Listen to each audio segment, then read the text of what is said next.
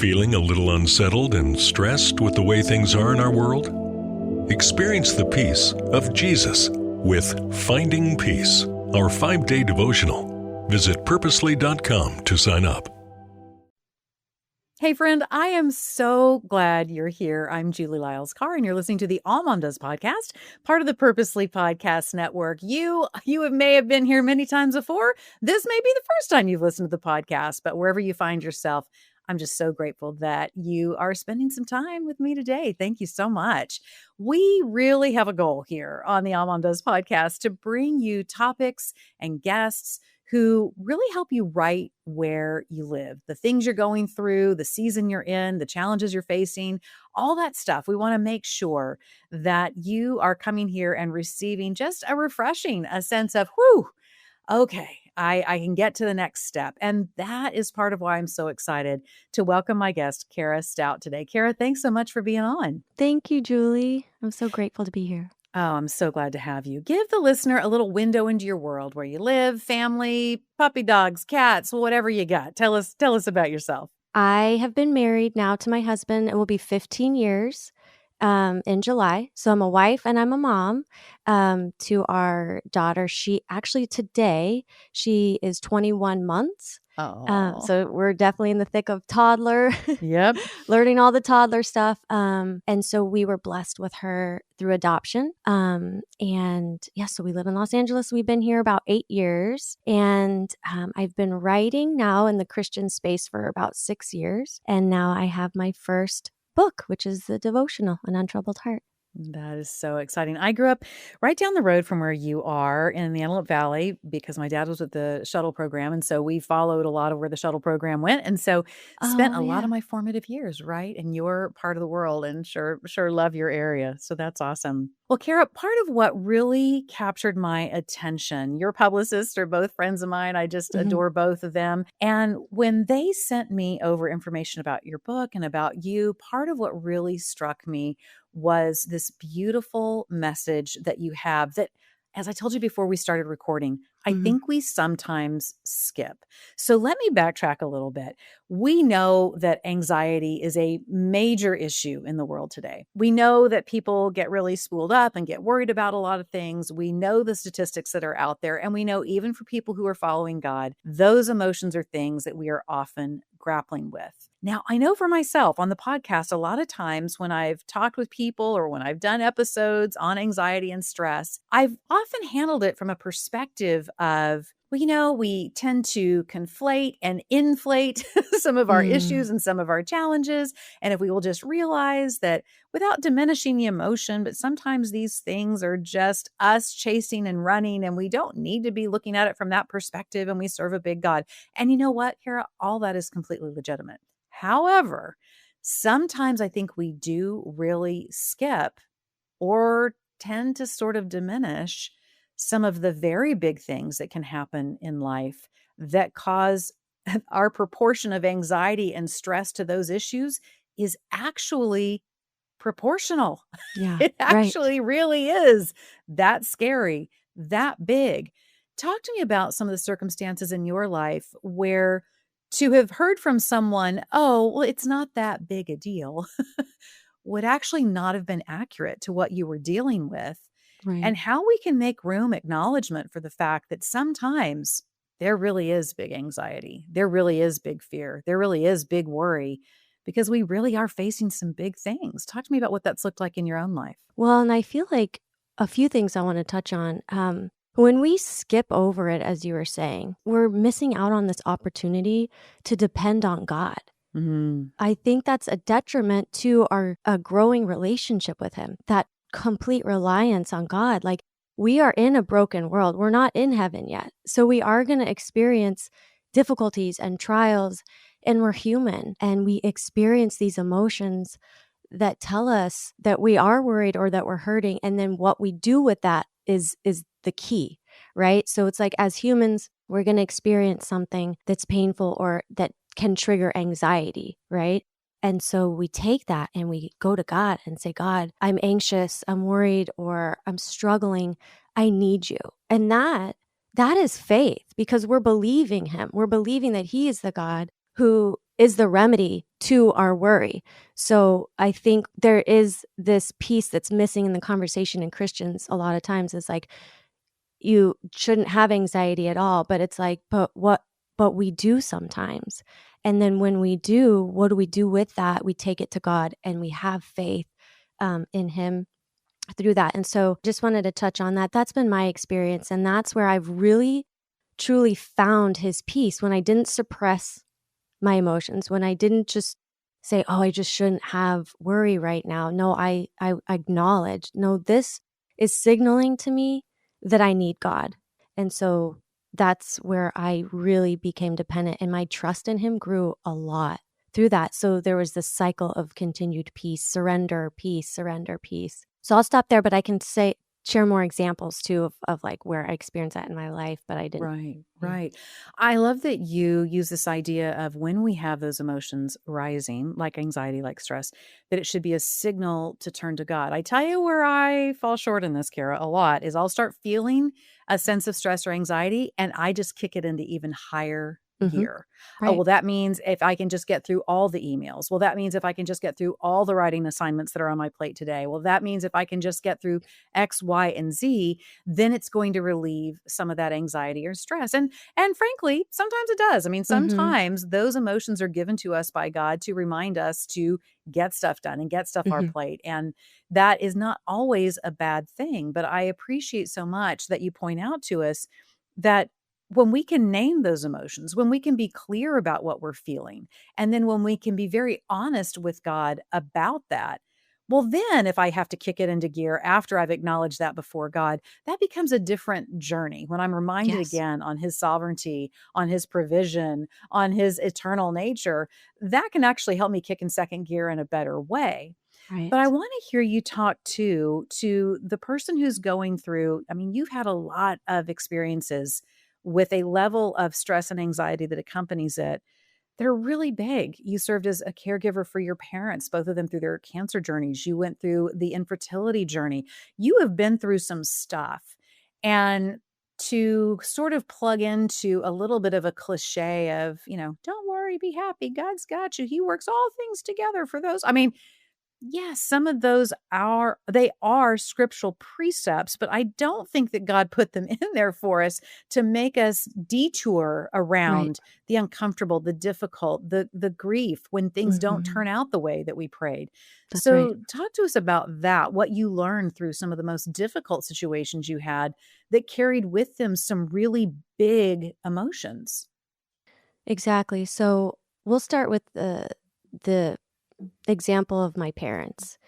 So yes, I lost my dad first through cancer. Both of them had cancer, and I lost them 12 years apart. And so, to be honest, I didn't handle the grief with my dad in the best way. I was in my mid-20s. My faith wasn't where it was today, or even a few years ago with during my mom's cancer journey. And really, I was, I guess, trying to take it on my own of just, again, I was numbing. I was numbing in a different way than some people would now, right? While I was drinking, I was in my 20s, and I think now it can look different as Christians, how we might numb the pain, right? Versus going to God. And so that is really what I've learned through all of these different trials of like, I do not want to be self-reliant. And we're not supposed to be. We were created to need our creator.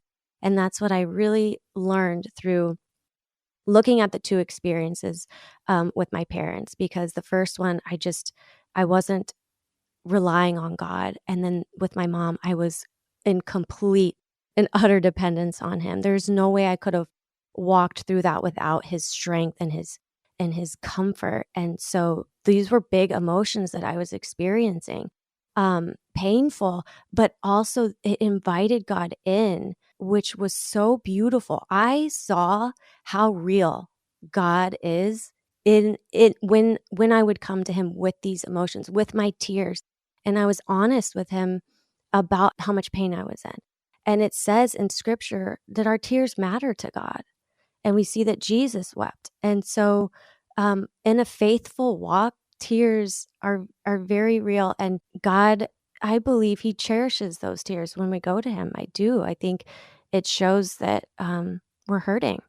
How do we find peace that is not, and I'm gonna probably not say this really well, but I've It's had the okay. experience at times with people of faith where Mm, they equate being untroubled. They equate reliance on God with almost a denial of what's actually going on. Does that make sense? Like they won't really name the fact that the parent is going through the cancer journey. They will mm, only talk about healing. They will not give themselves room or permission to explore how they are feeling. And that includes potentially even having anger at God or, confusion around why some things are happening.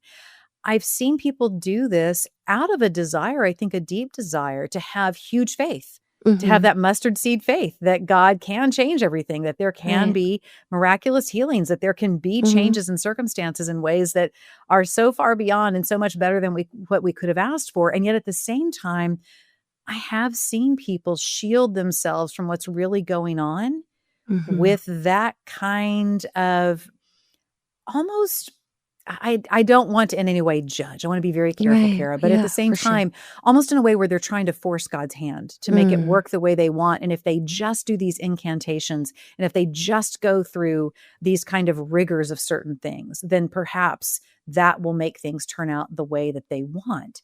So they might call that peace, to hold at arm's length what's really happening and maintain their peace, if you will.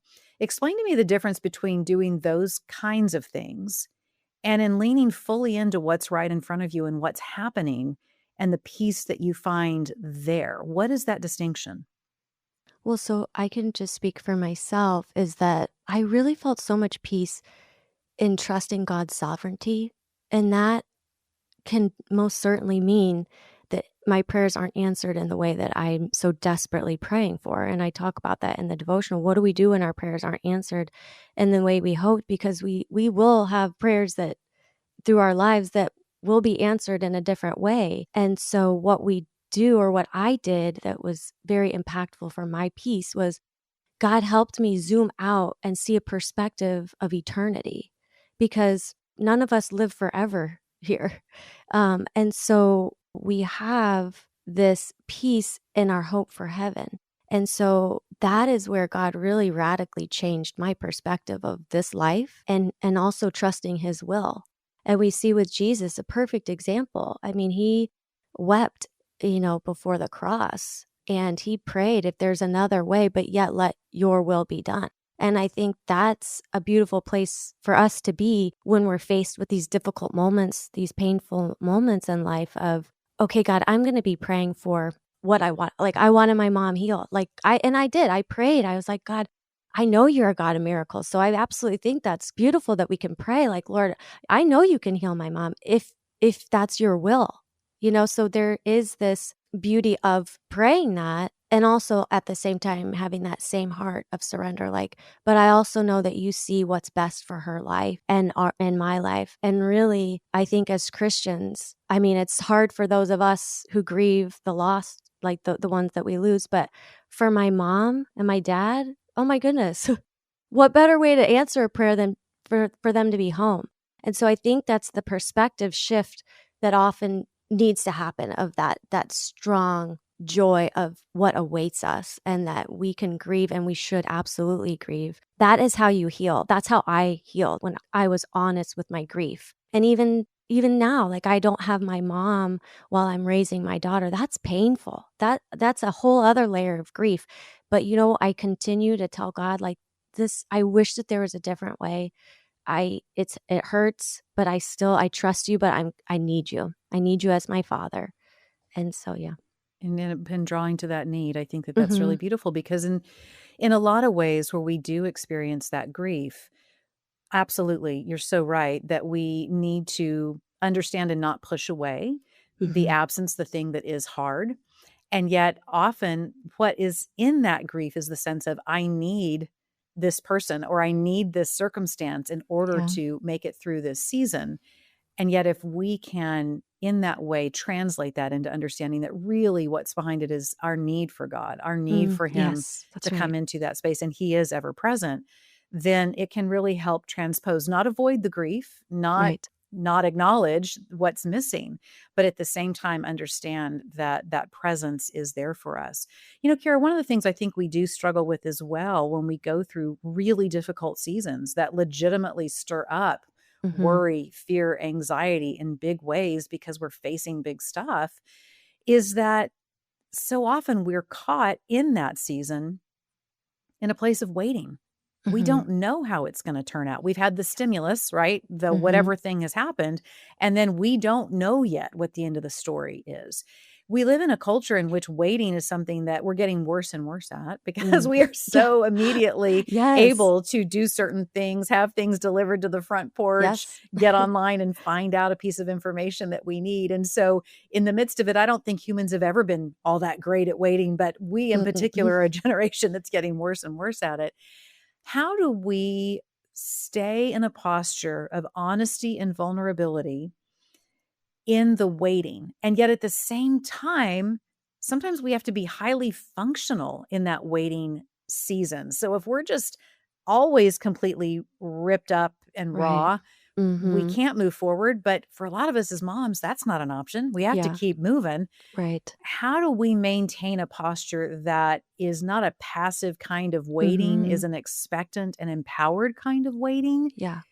and yet at the same time is an honest place? How do we do that?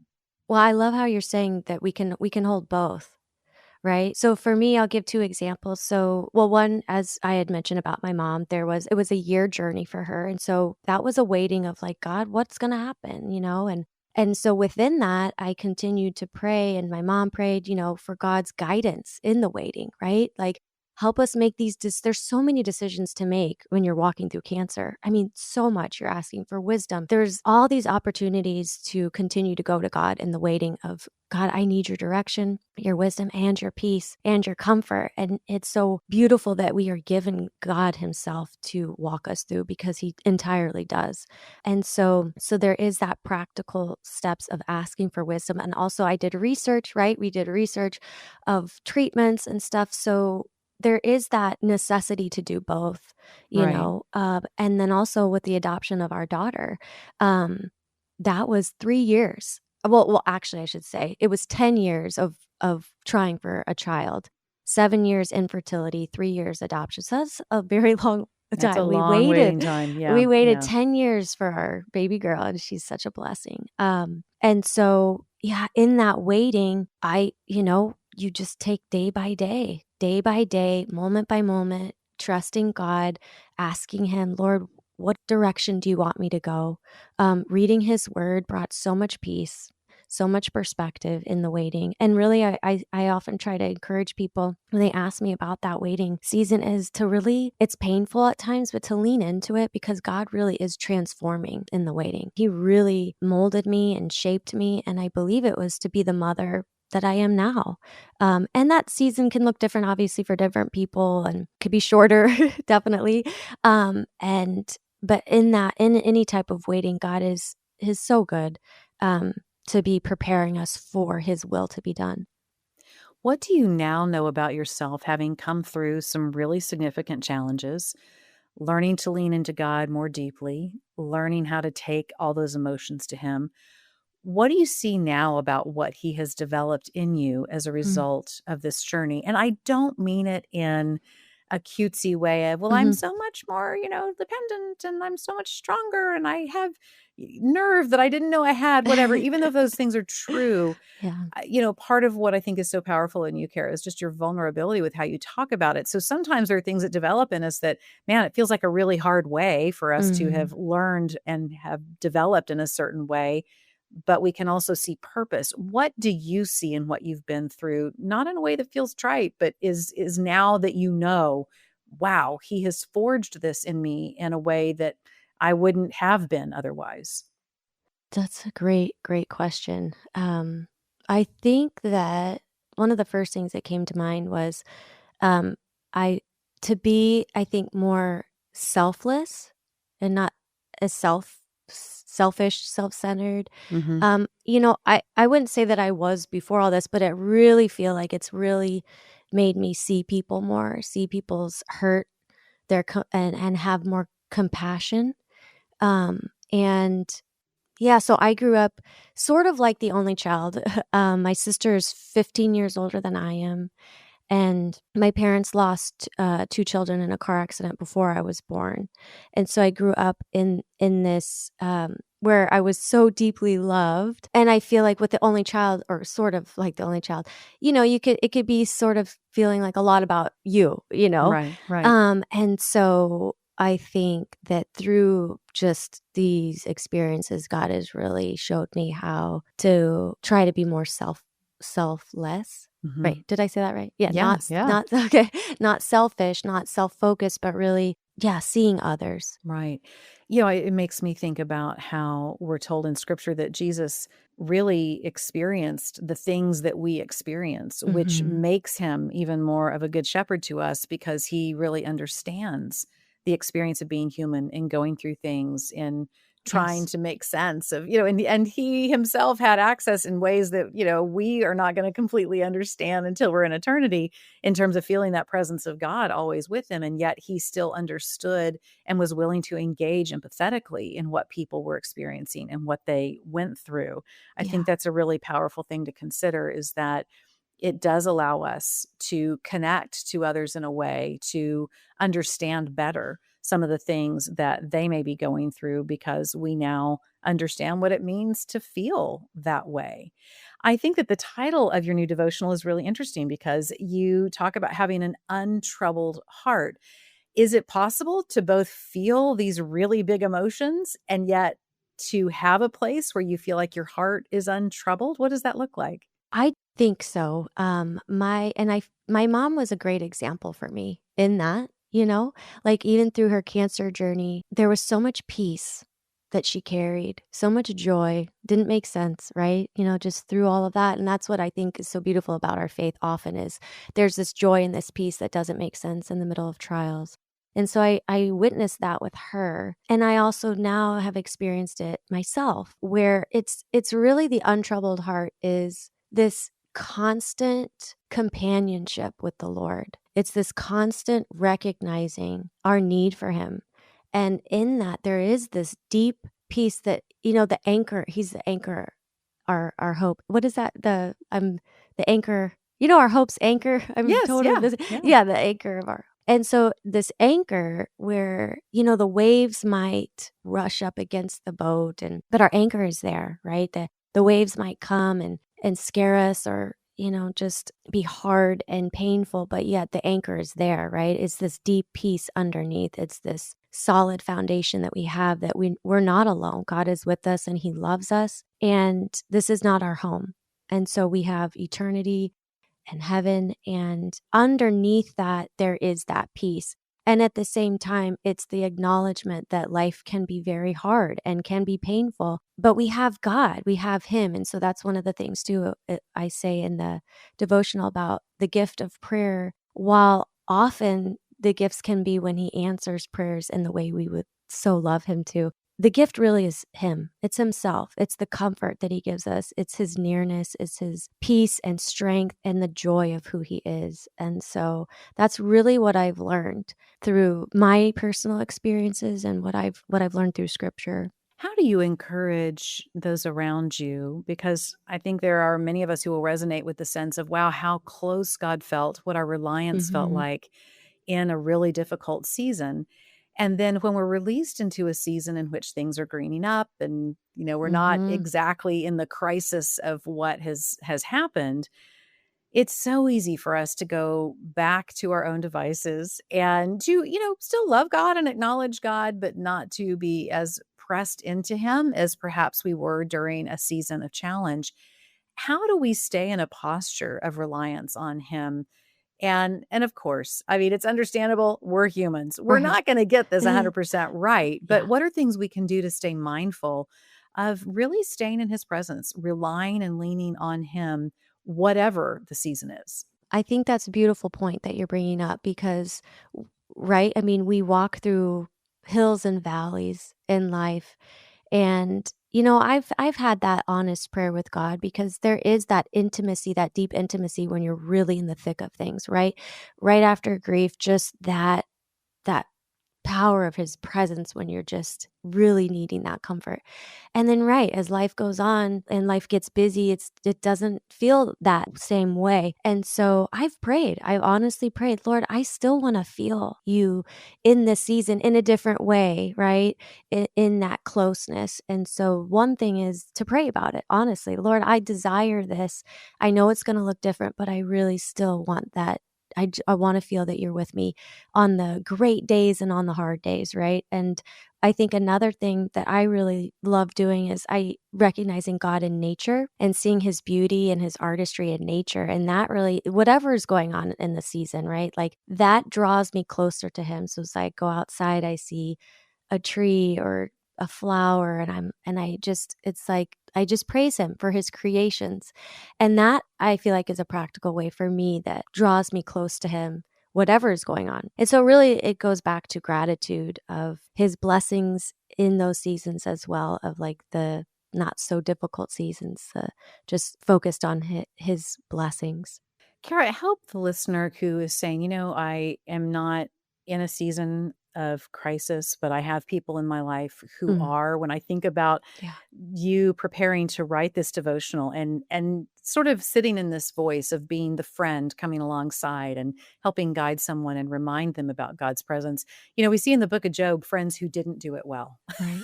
Yes. They had a friend in Job who was going through a whole lot and they had lots of opinions and advice and different things. And honestly, sometimes I look at some of the things that they say and I'm like, well, that doesn't seem so bad to me. Like I kind of get where they're coming from. How do we get in the right voice to help someone in our life who's going through something where we both acknowledge what they're going through, but we want to remind them about the goodness of God, but we don't want to come off as not getting it or not really seeing what's going on for them? I would say sit with them in it. Often listening is very powerful. Listen, be curious, because oftentimes, like what we feel might not necessarily be exactly what somebody else feels. I mean, we're all very different. We have obviously definitely similarities in our humanness, right? But we can handle things different or think things through differently. And so I think curiosity is really a beautiful thing of like, ask like, well, how are you feeling? Or can you tell me more, and the friend or the loved one, if they don't want to talk about it, they won't. But if they do, it opens the door for them to have somebody where they can really share really what they're feeling. And I don't think that happens a lot. I think sometimes even in the Christian church, we can, try to push quickly through suffering rather than sit with somebody or acknowledge, like, I know you're hurting. How are you? Like, I'm here. I'm here if you want to talk. I'm here if you want me to just sit with you, pray with you. Just acknowledging to somebody like their pain is powerful, and also that you're there for them and praying for them. And then asking God to give you the words to say if you're supposed to say anything. Because, right, exactly like you said, we don't want to, have them skip over anything. But also if we're feeling an encouraging word, we can certainly share that as well, right? So like if scripture comes to mind, share that with them, but also lean into God at what he's directing you to speak to the person who's in pain. Right. So often, and I don't think we mean to do it, but when we see someone hurting and we care about that person, we often want to soothe ourselves. And so we will say things or mention things that make us feel a little bit insulated from what they're going through. And so such beautiful advice to really be willing to sit with someone and to sit with them and listen. I think that's really beautiful. Well, Kara, the devotional is just beautiful. It's called An Untroubled Heart, Calming Anxiety and Finding God's Peace. Where can the listener go to find out more about the book, find out about you, all the places you might inhabit on social media, all the stuff? Yes. So for the book, it's on Amazon, but it's also sold at Barnes & Noble, Target, so there's other book retailers as well. And you can find the list of all of the places on my website. My website is Kara, Kara, Stout.com, so karastout.com. I am also on social media where I share prayers, Bible reading plans, and that is Sincerely by Kara. Excellent. All right. Well, Kara, thank you so much for coming on, sharing your story, your vulnerability. It really inspires us a lot to make sure that we're leaning into God, not just our own understanding, not just our own platitudes, but to really lean into Him. Thanks so much for being here today. Thank you, Julie. All right, listener, you know the drill. We have show notes that Rebecca puts together for us each week, and that's where you can go and find all the links for the things that Kara mentioned, all the great resources and community that she's building in terms of really helping encourage us about dealing with some of life's big moments and making sure that we're leaning into God for those. So check that out.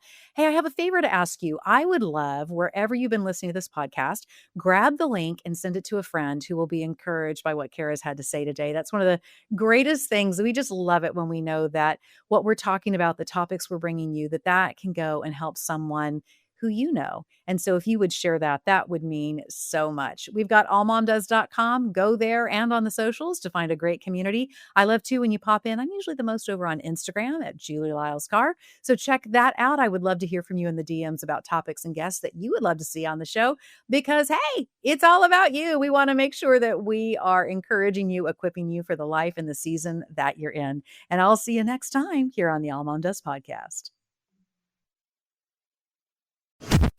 Thanks for listening. We just wanted to take a minute to let you know that just like you and your family, Purposely is also part of a family, the Krista family of ministries. Krista helps kids and teens learn and grow in their faith at King Schools and Miracle Ranch Camp. And Krista shares Jesus with people in the poorest, most remote places through World Concern. Krista Senior Living is a community of love and care, and Krista Media is a place of hope on the radio. God is changing lives through these 5 ministries, and Krista is on mission to share the good news of Jesus. To learn more, visit Krista.org.